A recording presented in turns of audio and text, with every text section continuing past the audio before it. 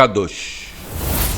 Esquece o desenho animado, pois o que é dito ali não é nada de santo e está em outra língua.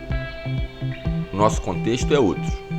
O Kadosh, que estamos tratando neste vídeo, se refere ao Antigo Testamento, onde temos esta palavra hebraica, que é frequentemente traduzida como santo. Ela se refere a algo que é separado ou dedicado a Deus.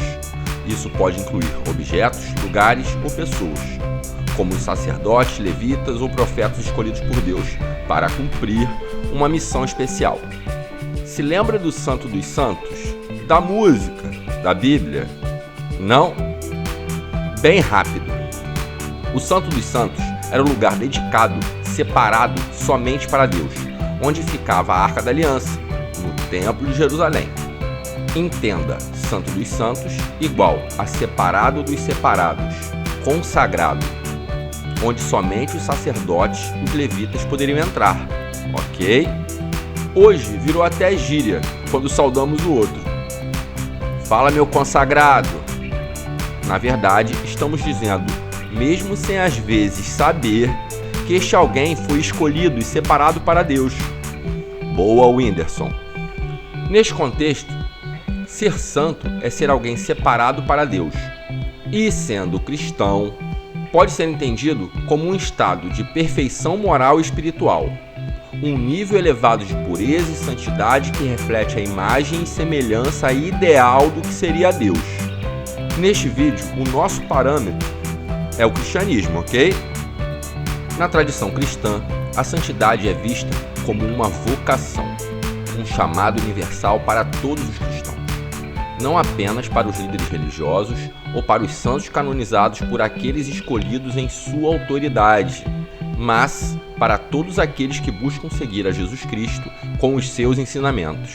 Ser santo significa viver de acordo com os valores e princípios de Jesus, que incluem o amor, a justiça, a humildade, a compaixão, a misericórdia, a pureza e a fidelidade a Deus. Isso implica em renunciar a comportamentos e atitudes que vão contra a vontade de Deus e buscar uma vida de serviço ao próximo. A santidade não é um estado atingido de uma vez por todas, mas sim um processo contínuo de transformação interior, que envolve a fé, a obediência a Deus, a busca pela vontade divina e a cooperação com a graça de Deus. Inclusive, temos um vídeo no canal que explica bem o que é a graça de Deus. Confira. Mas quem define quem é ou não santo? Esta é uma grande polêmica. Você pode considerar ou não alguém ou algo santo. O que você não pode é desrespeitar a fé alheia, nem a cosmovisão do outro como cristão, pois Jesus não te ensinou isso. Mas veja o que ele diz através de seus apóstolos, empoderados por ele na palavra. Em verdade vos digo, que tudo o que ligardes na terra será ligado no céu, e tudo que desligardes na terra será desligado no céu. Evangelho de Mateus, capítulo 18, versículo 18. Nesse contexto, a frase "o que ligardes na terra será ligado no céu" pode ser interpretada como uma referência à autoridade de Deus, através de Jesus, concedida aos líderes da igreja para tomar decisões e fazer julgamentos justos com base nas Escrituras. Os primeiros evangelizadores, os apóstolos, foram os autorizados por Jesus a realizarem obras em seu nome, conforme Mateus 10, 7 e 8. Ou seja, o que por eles fosse feito, em nome de Jesus seria. Ok? Seguindo. Também está na Bíblia quando fala especificamente de Pedro, segundo Mateus 16, 18. Eleito por Jesus, o marco 1 para os ensinamentos do cristianismo, quando entende-se que a esta religião e ao pilar ali fundado seja dada autoridade por Cristo para a instituição dos santos, que seriam aqueles que mais se assemelhariam ao exemplo de Cristo em suas obras pela fé.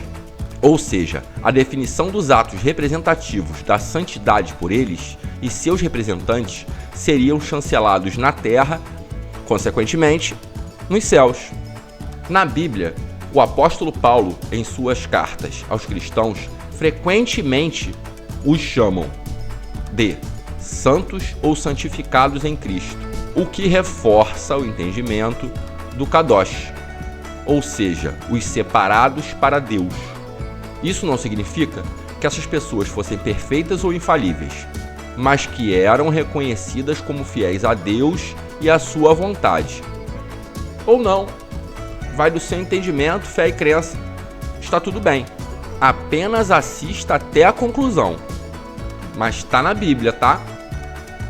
Se você entender que santo, nos termos da língua original, é algo separado para Deus, e quem o é se separou do mundo e buscou o exemplo e o ideal de Cristo, fez jus a ser eleito santo e teve a aprovação da autoridade para se instituir o que seria este comportamento ideal como santo. Podemos dizer que estes eleitos atendem no mínimo aos requisitos necessários seguindo esta linha de raciocínio. E olha que tem várias. Não acha? Vamos lá. Ser santo não é ser Deus. E a barreira linguística e o antissemitismo ajudaram bastante na dificuldade de se entender este conceito e processo.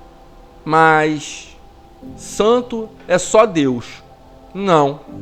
Deus é Deus. Deus não tem parâmetro. Simples. Deus é indivisível. E isso é um princípio básico do monoteísmo. Mas o espectro do seu amor se distribui por toda a sua criação.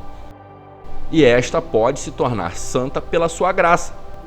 Deus não pode ser separado, consagrado, santificado para Deus mesmo, entendeu? Tudo o que há, sim, pode. Mas Deus, que está acima do verbo, não. Sabe por quê? Porque ele criou o verbo. Leia Gênesis e entenda. Pause o vídeo se for necessário, mas volte para entender o contexto geral. Voltou? Então, quando se fala em Santa Maria, Mãe de Jesus, São Pedro e São Paulo, não o clube, mas os apóstolos, São Lucas e São Mateus, não os bairros, mas os também apóstolos, São Jorge da Capadócia, Marte fiel em Cristo e tantos outros santos, o que se quer dizer é que estas pessoas foram separadas e consagradas. Kadosh, lembra? Seguiram suas vidas num ideal cristão de santidade e foram as mais próximas que chegaram ao comportamento ideal de Cristo, segundo a concepção das autoridades instituídas pela Igreja, fundada por Cristo em Pedro. Muitos, se não todos, morreram por esta fé e para que outros, como eu e você, pudessem ter a oportunidade de entender a graça de Deus, embora já tivéssemos.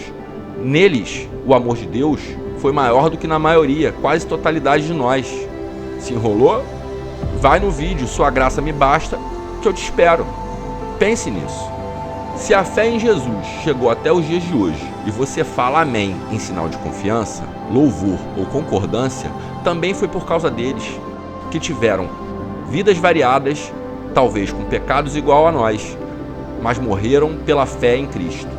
Eles foram um instrumento da graça, o amor incomensurável que Deus tem por nós. Bem, a ideia deste vídeo não era você sair e acender uma vela para santo nenhum. Era apenas para entender a questão cultural, linguística e etimológica por trás do conceito de santo e santidade, e como isso nos atrapalha no entendimento da palavra. Se você gostou e quer mais vídeos como este, basta curtir e compartilhar, para que possamos continuar produzindo conteúdos iguais a este para você. Põe nos comentários qual é a sua percepção sobre este assunto hoje. Tenha certeza, aqui a sua opinião será sempre respeitada, desde que ela não seja ofensiva aos direitos de crença e liberdade religiosa de ninguém.